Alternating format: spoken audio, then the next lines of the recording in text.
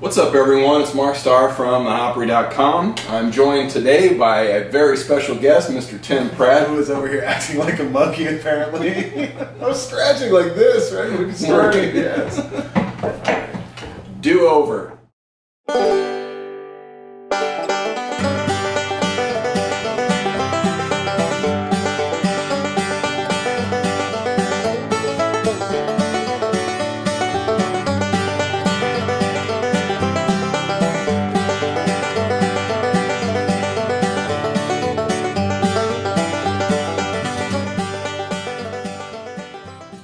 Hello everyone, it's Mark Starr from Hopry.com. I'm Tim Pratt from Hopry.com. And today we're going to be drinking a beer from Lost Abbey. It's actually been a little bit of time since we've had a Lost Abbey beer on the show. I think it might have been the, what was the Red Poppy. I think that was probably one of the last ones that we had. In fact, it just now occurred to me that we've actually done a Lost Abbey beer right here at this very table. Yeah, we did that bourbon barrel Angel Share. Yes, we did. Bottle wasn't quite as big. We're not as hammered as we were when we we're not, and we're not wearing hats. We're not wearing hats, that's right. And it's hot as hell and not cold outside, so that's a good start. But yeah, this beer comes from Lost Abbey. It's called their Devotion, which is a Belgian Pale Ale that clocks in at 6.25-ish% ABV. And I think this is another style, another beer that will be really good for summer. And again, because it is year-round, you know, you should be able to get it just about, you know, any time of the year.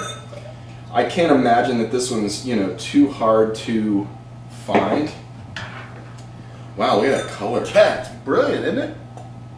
So we just poured it out of the glass, and really the first thing that kind of comes to mind is just how strikingly clear this beer really is. That's amazing. And for all of the Lost Abbey haters, I will say too that there is, here, let me hold this piece of paper up here so you can really get an idea for the color. But there's a good amount of carbonation on there, so that's, you know, always a good sign. And there, I'll say right now, there is some funk wafting my way out of the top of the glass, and I haven't even taken a smell of it yet. And there's a little bit of some yeast funk that's coming my way. You know, I think you'll be surprised when you really get your nose in there, because it almost smells like a really pale barley wine to me. It kind of has this real rich, caramel. Yeah, you see what I'm saying? That's completely unexpected.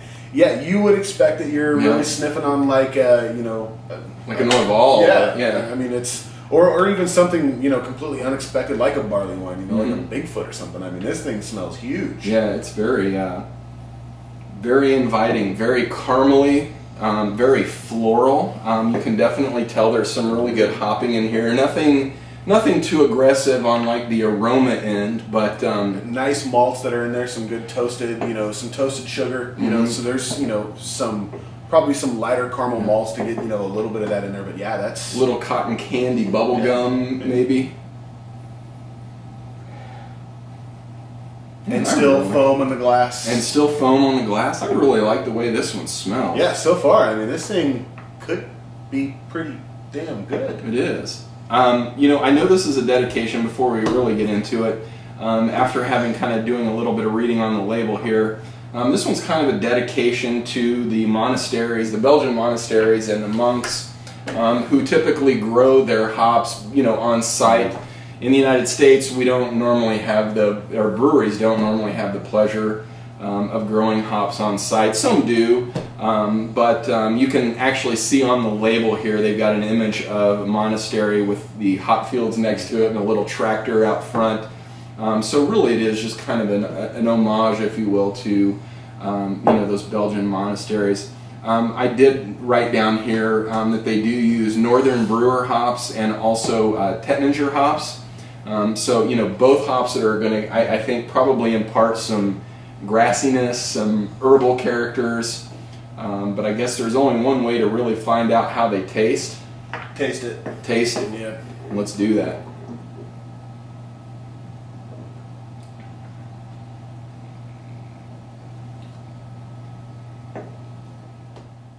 goodness. I actually really like this beer. You know, and this just kind of comes from my tooling around with some home brewing, but it seems to me like they put a lot of flavoring hops in this one. Yeah. You know, some folks, you know, Sierra Nevada tends to go pretty heavy a lot on the bittering hops. You know, when you drink a Sierra Nevada Pale Ale, it's bitter. You know you're drinking a very bitter, you know, beer. Some of them, like Pliny, for example, is very late hop. You know, everything that goes in that, you know, is late. It does have some bitterness, but it's all just, you know, up in your nose. It's late like my friend Carlos, who is never on time. I'm not either, man. That guy, man, I'll tell you, he's going to be late to his own funeral. Let's hope so. Proceed. But this one seems to be right in the middle. You know, it's got a lot of those good hop flavors. You know, it's like when you sink your nose into a fresh bag of hops. I mean, you can just almost taste it. And that's kind of what that taste that comes out in this one for me. Well, you know, the one thing that I hate to admit about this, and I'm actually glad to say it now that I really enjoy this beer, is I've actually had this one for probably 2 or 3 years. It's been it's been sitting downstairs in my basement for quite a while. You know, and it's one of those beers where when I pulled it out and brought it over, I thought, you know, this could go either way. I hope it goes well. But I just really, really enjoy, you know, I enjoy the flavors. I enjoy the bitterness. I enjoy the mouthfeel. I like that toasted character that you get in there. It's just not too much to get your head around, you know. I mean, some beers require you know, to ponder the flavors that are in there and really kind of think about what you're drinking. This one, there's a lot there, but it's drinkable. It's good. It's enjoyable. You know, it's easy to get through that. You know, that, as you saw, the first glass. And this really, even though it's slightly different, it really, even on the aroma, reminds me of like a really white, light, you know, pale barley wine. That really aroma has that.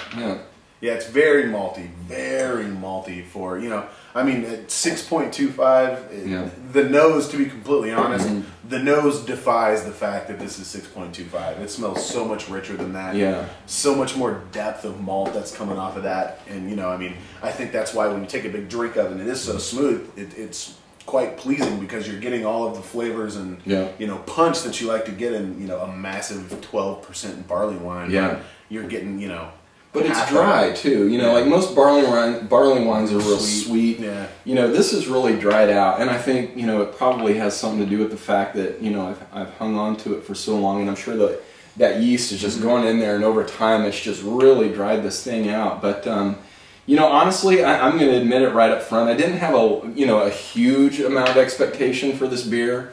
I've generally liked pretty much most of, you know, Lost Abbey's beers, and I thought, you know, hey, it's hot, and this will be a, you know, good beer to bring over. But I'm surprised. I think I like it more than I thought. Is it an A beer? I don't know. I don't think probably for me. We'll decide later. But you know, it's definitely drinkable. It is very drinkable. Yeah, that's never bad. No, you know, again, if you can get Lost Abbey, grab one of these. You know, I don't see any reason why you wouldn't drink it. No, I mean, it's 6.25. Shit, that's except that there's like 8,000 beers on the market today. I'm sure this one probably gets overlooked, and I don't blame people for that. But yeah, you know, don't overlook it. Give it a shot. It's worth a sample. It is worth a sample. I'm not sure on the price. I got it in a trade. So, John, thank you again. One of the 10,000 great beers I've gotten from California. But well, I guess that's it for today, man. Cool. Well, thanks for bringing this one over to share. No problem. Until we get together next time, I'm Mark Starr. Tim Pratt. Cheers.